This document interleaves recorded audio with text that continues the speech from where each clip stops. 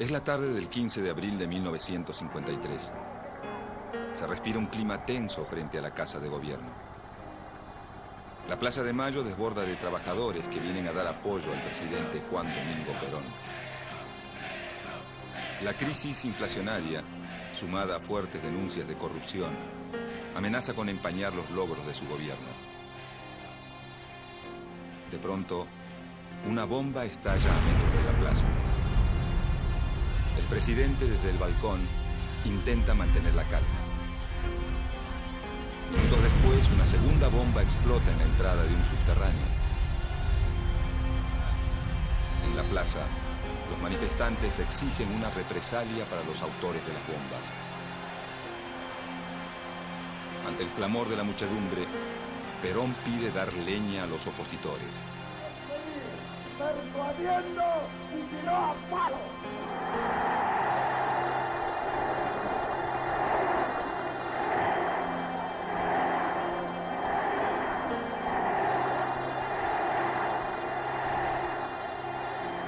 Una vez finalizado el acto, varias columnas de militantes justicialistas recorren las calles en dirección a los principales locales de la oposición. Esa noche incendian la Casa del Pueblo, sede del Partido Socialista, la Casa Radical, la sede del Partido Conservador y el Jockey Club de Buenos Aires.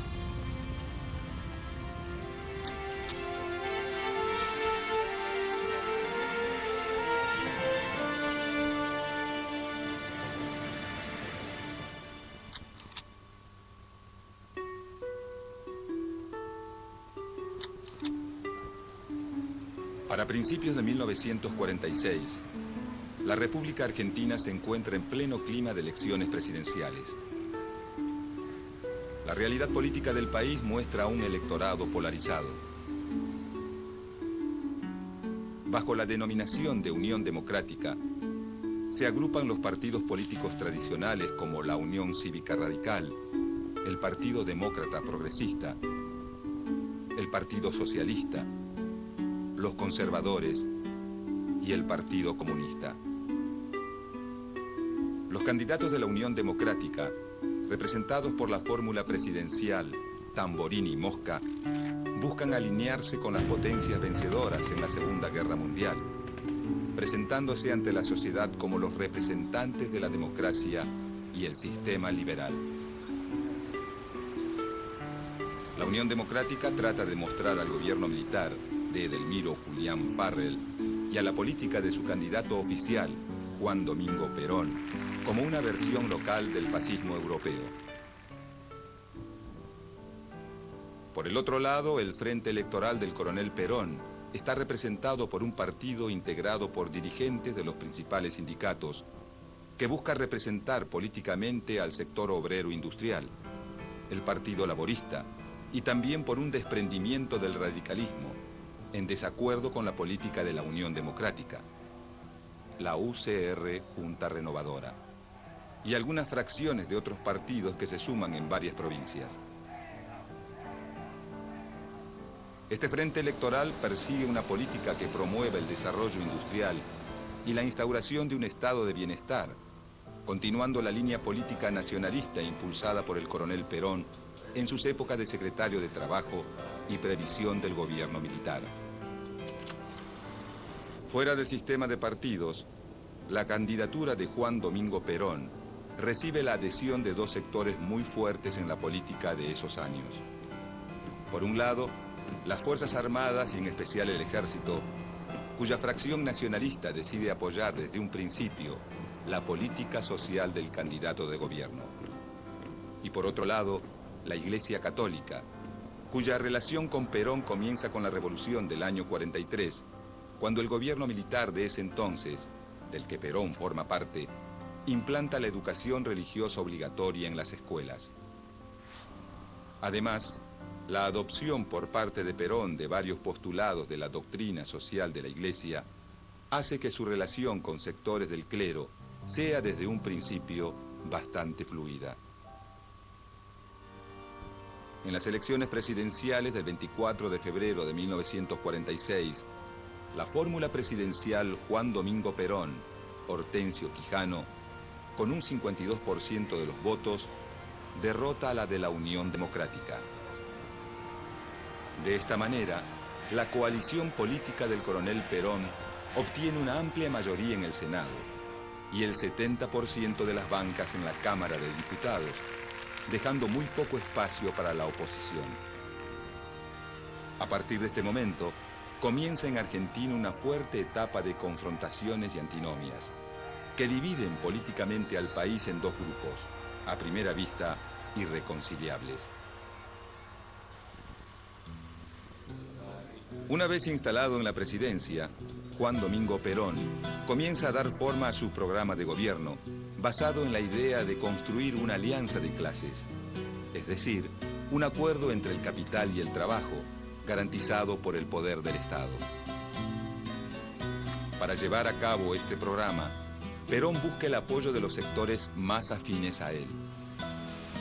El sector obrero industrial, organizado políticamente mediante los sindicatos, y el sector empresario vinculado a la industria liviana, que basa su desarrollo en el mercado interno. La floreciente situación económica de la que goza el país en 1946 hace que el plan de Perón empiece a dar frutos rápidamente. En poco tiempo, la participación del salario de los trabajadores en el ingreso nacional pasa del 44% que tenía en 1943 a más del 53% llegado 1948. Para 1949, el salario real crece en un 62% con respecto a las cifras de 1945, permitiendo que los sectores de menores recursos aumenten el consumo de bienes y servicios relacionados con el bienestar. Los sindicatos, que para ese momento ya habían quintuplicado sus índices de afiliación, comienzan a expandir los servicios a sus asociados, construyendo sus propios policlínicos, hoteles y colonias de vacaciones, mientras que el Estado garantiza el acceso a la salud, la vivienda y el sistema previsional de los sectores más carenciados. Estas cifras alentadoras dan al gobierno de Perón un amplio margen de consenso entre los sectores populares, que comienzan a ver al presidente como algo más que un simple líder político. A todo esto, su esposa, María Eva Duarte de Perón, impulsa una medida que la hace sumamente popular.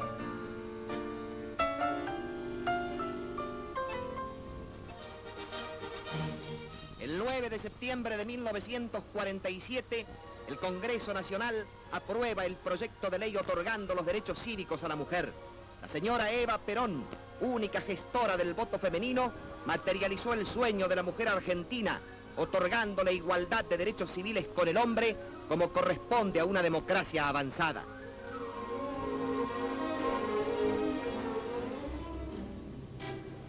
Paralelamente a su labor de gobierno, Perón va construyendo un conjunto de principios políticos y doctrinarios tendientes a fortalecer su figura y a prolongar la permanencia de su partido en el gobierno. Una síntesis de estos principios doctrinarios son las llamadas tres banderas del peronismo: soberanía política, independencia económica y justicia social. Enarbolando estas tres banderas, en 1949, el gobierno de Juan Domingo Perón se lanza a una audaz maniobra política.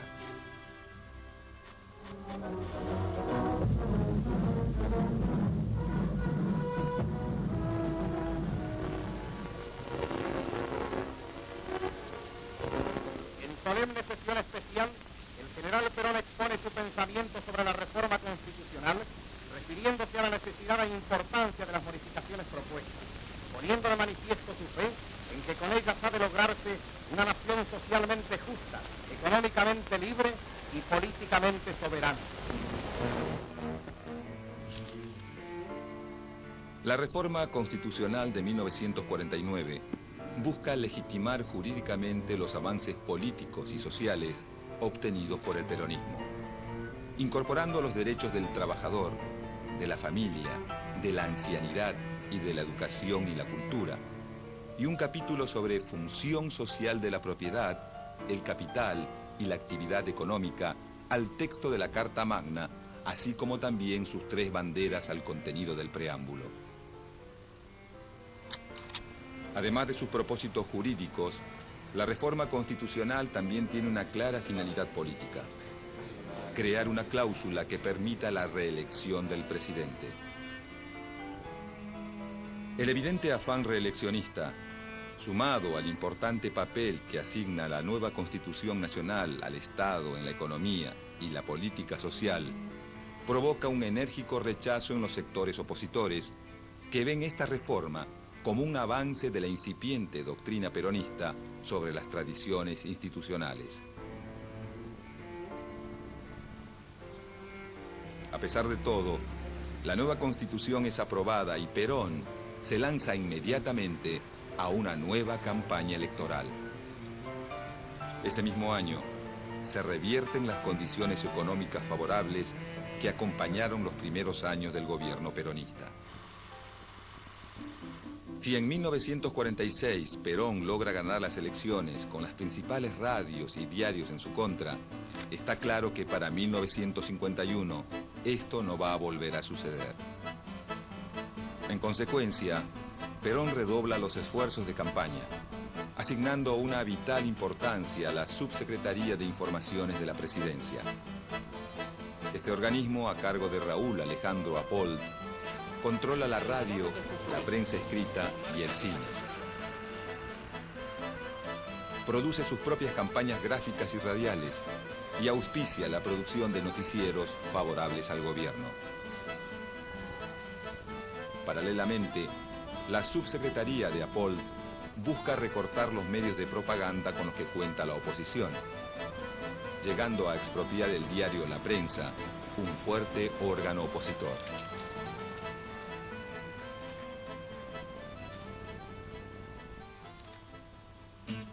De 1949 a 1951, la propaganda oficial gana las calles y los principales medios de comunicación.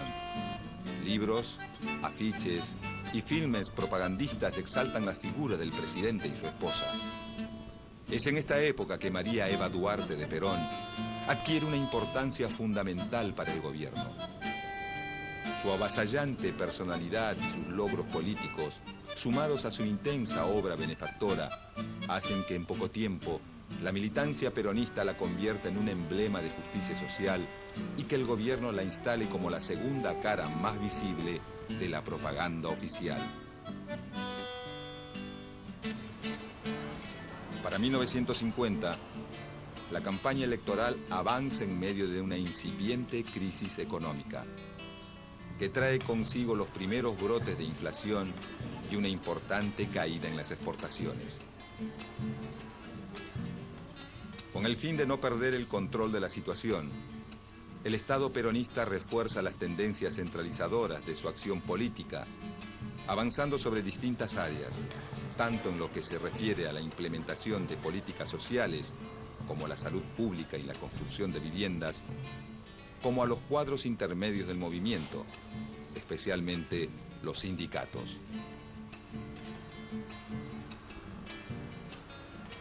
Para principios de los 50, el sector sindical es uno de los que más ha crecido y uno de los principales apoyos del gobierno peronista. Con el objetivo de establecer un mayor control de los sindicatos, el Estado promulga la Ley de Personería Gremial. Dicha ley establece la formación de un único sindicato por rama industrial, lo que facilita el control por parte del Estado del movimiento obrero organizado. Paralelamente a la Ley de Personería Gremial, el Partido Peronista va reemplazando a la vieja guardia sindical por una nueva dirigencia menos autónoma y más cercana al gobierno.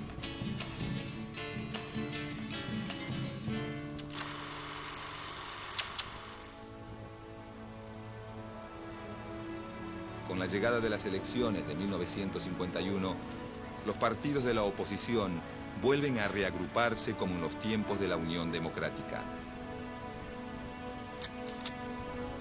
Entretanto, una figura surgida de las mismas filas del gobierno comienza a ganar cada vez más peso político.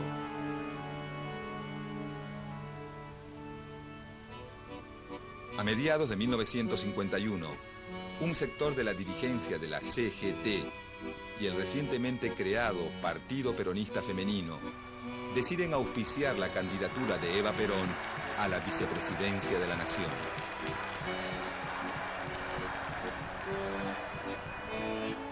Esta noticia no hace más que avivar los ánimos de la oposición, principalmente entre los oficiales del ejército, que ven en Eva a una figura política mucho más intransigente que el mismo Perón.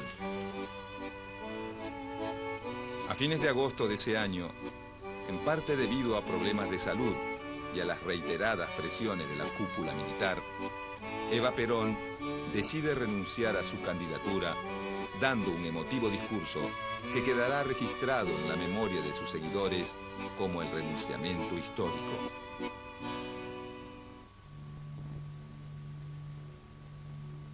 La renuncia de Eva Perón no logra calmar del todo el malestar del ejército, y un mes más tarde, un levantamiento militar liderado por el general Benjamín Menéndez intenta dar un golpe de Estado.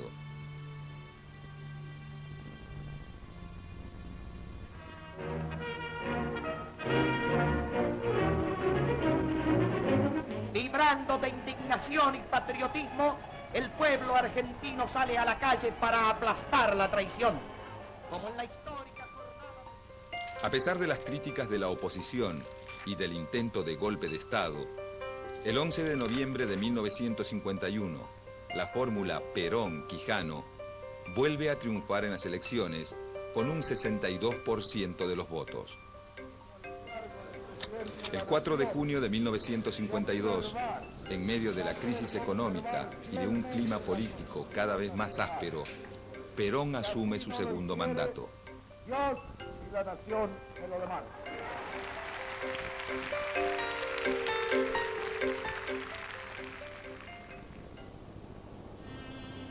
Un mes y medio más tarde, el 26 de julio, Eva Perón muere víctima de un cáncer. Por unos pocos meses, la tormenta política es eclipsada por enormes manifestaciones de dolor popular.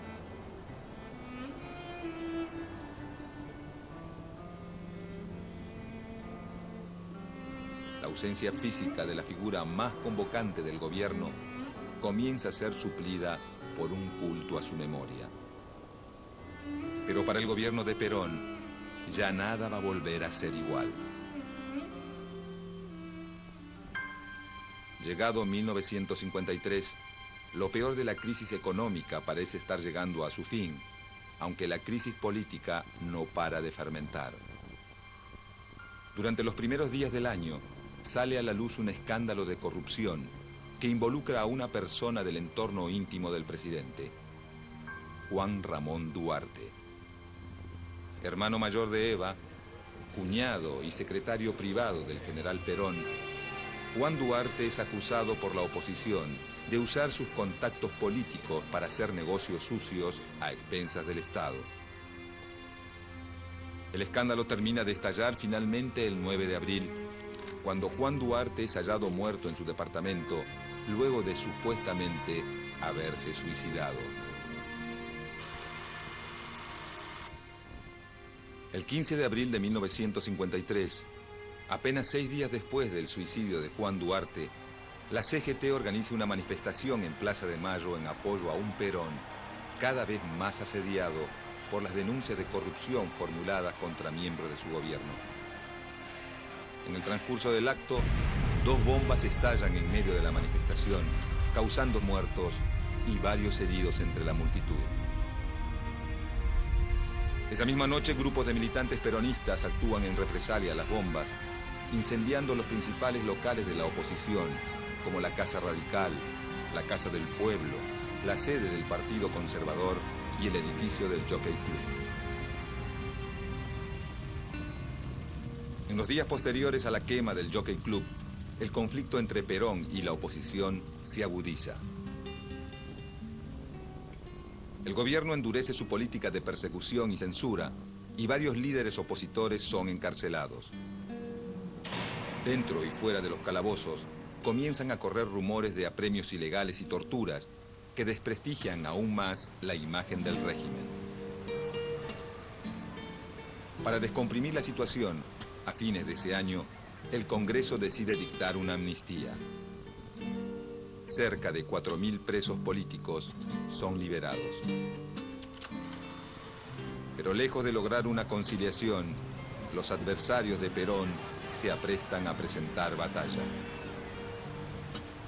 Para 1954, la exaltación de la doctrina justicialista adquiere ribetes exacerbados. El culto a la figura de Evita y la progresiva peronización de los contenidos escolares comienzan a irritar a amplios sectores de la sociedad y se abre un nuevo frente de conflicto para el gobierno de Perón. Durante los años de su segundo mandato, la relación de Perón con la Iglesia ya no es tan cordial como en el primer gobierno.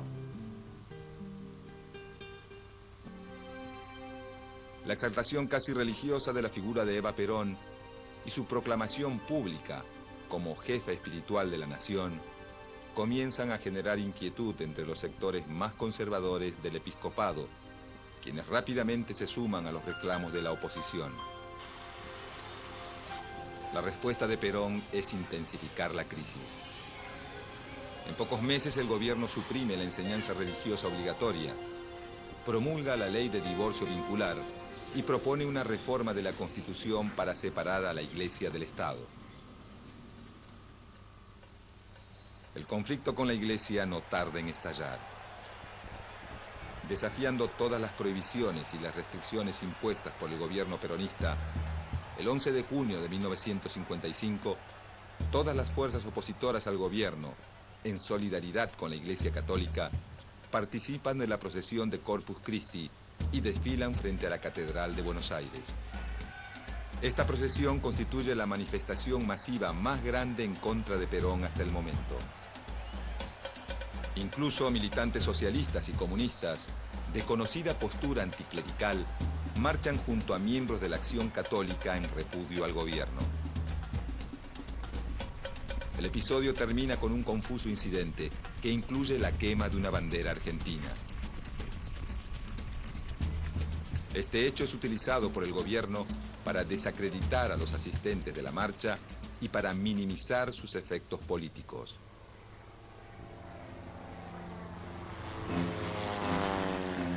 El 16 de junio de 1955, a las 12:40 del mediodía, una escuadra de 30 aviones de la Marina de Guerra y la Aeronáutica bombardea la Casa Rosada y la residencia presidencial de Recoleta, con un único objetivo: matar al presidente. Durante 5 horas, más de 15 toneladas de explosivos son arrojados sobre cientos de civiles indefensos, convirtiendo a la Plaza de Mayo en una versión porteña del apocalipsis. Perón, advertido de la maniobra, logra ponerse a salvo y sofocar la rebelión con el apoyo de los oficiales del ejército leales al gobierno.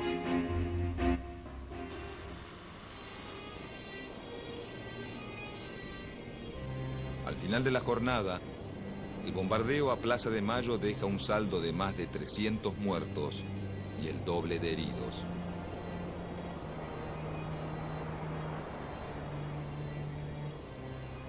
Esa misma noche, grupos armados de militantes peronistas incendian varios templos de Buenos Aires y la sede de la curia arzobispal. Para ese momento, la relación de Perón con sus opositores ya no tiene vuelta atrás. Pocos días después del bombardeo de Plaza de Mayo, el presidente anuncia el final de la revolución peronista y propone a sus opositores la pacificación. Pero estos, lejos de acceder a una tregua, deciden aumentar la presión. El 31 de agosto, Perón pone su renuncia a disposición de la CGT y sus organismos partidarios, lo que genera una masiva reacción de sus seguidores que inmediatamente se concentran en Plaza de Mayo. frente a la multitud, Perón retira su renuncia y decide poner fin a la tregua, pronunciando un provocativo discurso donde proclama: Y cuando uno de los nuestros caiga, caerán 5 de los ellos. Esta renovada actitud de beligerancia de Perón termina por aunar la opinión de las Fuerzas Armadas.